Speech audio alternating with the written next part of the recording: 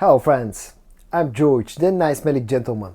Welcome back to the channel guys, I hope that all of you are doing well. If you're seeing my face, that means only one thing. It's time for your daily dose of some fragrance content. And today I'm going to talk about two scents from the brand of fragrance world that have received quite a bit of attention in the past month or so. Both of them are inspirations, they've been heavily inspired by two famous designer fragrances, and one of them has a really nice scent profile that's super close to the original fragrance, and the other one has a very interesting twist. So let's talk about them today.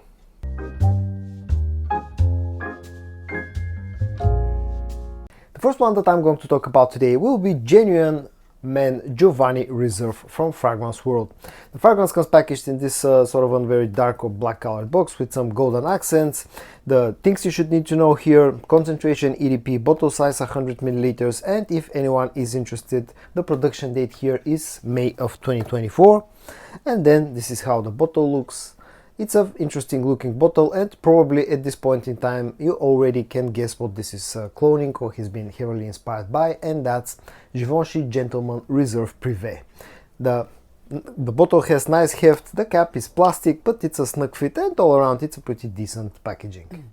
Now there are a few note breakdowns that are circulating the web currently, but I don't think they're very accurate because they have some very strange notes. Basically, this being heavily inspired by Givenchy Gentleman Reserve Privé, this has, at least to my nose, the notes. There's some fresh notes in the opening, maybe a hint of grapefruit, some bergamot. You also have quite a strong iris note. There's a bit of a boozy note from a whiskey, a bit of a boozy vibe from a whiskey note. You also get quite a bit of vanillic sweetness, and you also get some woody notes. I'll show you the spray in action, and then I'll talk about the actual scent of Genuine Men Giovany Reserve. Now, the sprayer is a bit on the weak side, something that you have to keep in mind, but that I'll talk more about that in the performance section of this video. The opening is very similar to the original fragrance that this has been inspired by. It opens up very powdery and at the same time very sweet, with a hint of spices, a hint of freshness, and also quite a strong boozy note in the opening. The iris note is very strong and very powdery, and also the vanilla note is quite strong in the opening. In the air and on a paper strip, this actually smells super close, almost identical to the original fragrance from Givenchy. Up close, if you spray it on skin, you'll find a few minor differences. This lacks a bit of the warmth and a bit of the sort of the complexity of the original fragrance, because I think this is missing the chestnut note that the original one has. But again, in the air, smells very similar to the original fragrance, very sweet, very powdery, with a hint of warmness. On the dry down, becomes a little bit woody, becomes even sweeter because that vanillic note becomes quite strong. Still remains quite powdery, and also maybe there's a hint of an amber note, an amber sweetness in here as well. All around, a very nice fragrance that's very nicely done, smells super pleasant in the air, and it's a great cold weather scent in my opinion. When it comes to how close this is to the original fragrance, as I said, especially in the air and on a paper strip, smells super similar, especially in the opening. Maybe feels to my nose a hint more boozy compared to the original fragrance, but lacks some of that warmth. On the dry down, again, because of the missing note of chestnut, this just feels a little bit more airy, feels a little bit fresher, just lacks a bit of that warmth of the original fragrance. But in reality, this is actually super nicely done and feels very close to Reserve Privé from Givenchy. Performance wise, now this is one area where this gets a bit sketchy with this fragrance. Initially, when I first got this fragrance, it was quite a weak scent in my opinion. On my first try, this I could barely smell this like a couple of hours after applying it. But I've had this for a few weeks in my collection, and to be honest, those few weeks have really helped with the performance. The other thing that you should need to know about this fragrance is this has a very weak atomizer spray, so you really need to overspray, pretty much double the amount of your usual sprays to get the needed performance.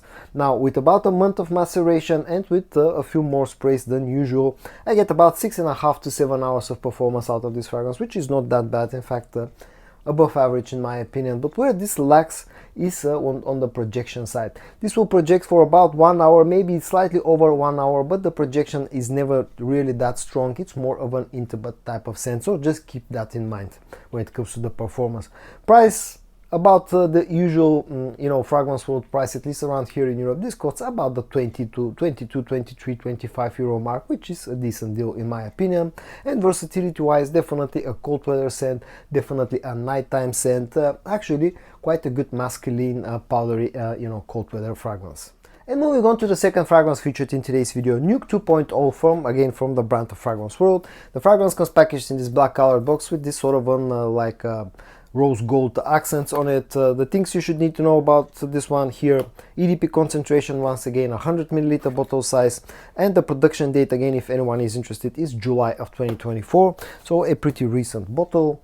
And then once you take out the bottle, this is how the bottle looks. Now it looks like a grenade, and you can probably at this point already guess, judging by the name and the the bottle design, what this is cloning or being inspired by, and that's you'll be correct. And this is being inspired by Spice Bomb Extreme.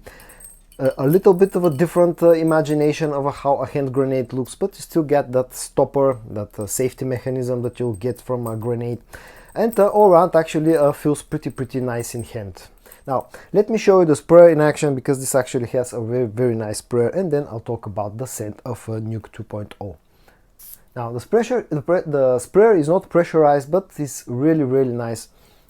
Shoots a huge amount of juice out, and it's one of the better Fragrance World sprayers that I have seen, apart from those that are pressurized.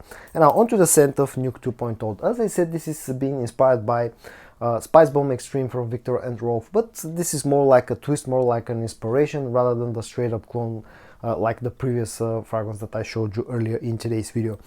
It carries very similar scent profile. You get that very spicy, very holiday feeling scent that has quite a bit of sweetness, but this again feels like a fresher take, in this case I think on purpose. It has quite a strong mandarin note in the opening of this fragrance, which lasts for a few minutes, like maybe 5 to 10 minutes, which gives it this sort of an airy feel. Feels quite spicy to my nose. The most prominent note in the opening of this fragrance is the cinnamon note. It feels quite sharp, but in a good way, quite nice, projecting cinnamon note with this fragrance. Very heavy on the vanilla light from the get-go, and all around feels again like a fresher, like more airy, but again on purpose a fresher take on the DNA of Spice Bomb Extreme. When this goes into the dry down, you still retain the strong cinnamon note, you still retain the very strong vanilla note. You get some hints of the boozy note, that whiskey note. I get a hint of tobacco note, with nowhere as strong as I get from the original fragrance. And all around this remains a very sort of spicy and sweet fragrance. It's really nicely done. It's a very nice, very interesting twist on the original scent of from Spice Bomb Extreme, and all around I've been really enjoying Nuke 2.0. When it comes to how close this fragrance is to the original, I would say not super close, again more like a twist, more like a heavy twist. This feels fresher, this feels more airy, it feels more vanillic, lacks the strong boozy note and the strong tobacco note that I get out of the original fragrance, but maybe that's a good thing, because it makes it a little bit more versatile, and it's not a strictly cold weather scent in my opinion. Performance wise, again very nice performer. I've been getting easily 8 hours of performance out of this fragrance, with pretty loud projection in the first up to 2 hours, thanks to that very strong cinnamon note. Price wise, a little bit more expensive, costs around about 30 euros here in Europe, which still makes it a good deal in my opinion, because of the good performance and the good scent profile. And versatility wise, definitely more orientated towards the colder months of the year, but again, because of the amount of freshness that it has in the opening, you can wear this in early fall and late spring as well. And at the end, a few final words about the two fragrances featured in today's video: Genuine Men Giovany Reserve and Nuke 2.0. Genuine Men Giovany Reserve, to my nose, feels the closest clone of Givenchy Gentleman Reserve Privé that you can get right now. In the air and on a paper strip, smells almost completely identical to the original fragrance. Maybe feels a little bit fresher and feels a little bit less warm on the dry down, because it misses the chestnut note, but other than that, super close to the original fragrance. But this one has one major problem, in fact two major problems that are connected connected to each other. First of all, it has a very weak spray, so you definitely have to overspray this fragrance to get the needed performance. And the second is it doesn't perform super impressively. Total longevity is not bad, but where this lacks in my opinion is the projection, and to fix that, in order to fix that, you really need to overspray this one. But if you do, you can actually get quite decent performance out of it, and it will get you super close to the original fragrance. So scent wise, superbly done job from Fragrance World. When it comes to Nuke 2.0, this is a very interesting heavy twist on the original DNA of Spice Bomb Extreme. It feels fresher, it feels a little bit more spicy, it feels sweeter compared to the original fragrance, but in a good way, making this maybe quite a bit more versatile compared to the original scent.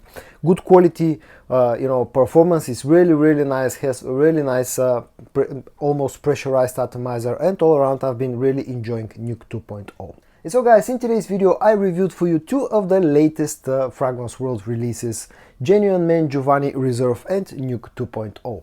I hope that you found this video interesting. If you did, give it a like, and I also hope that you're going to join me tomorrow for your daily dose of fragrance content. And until then, stay safe and bye bye.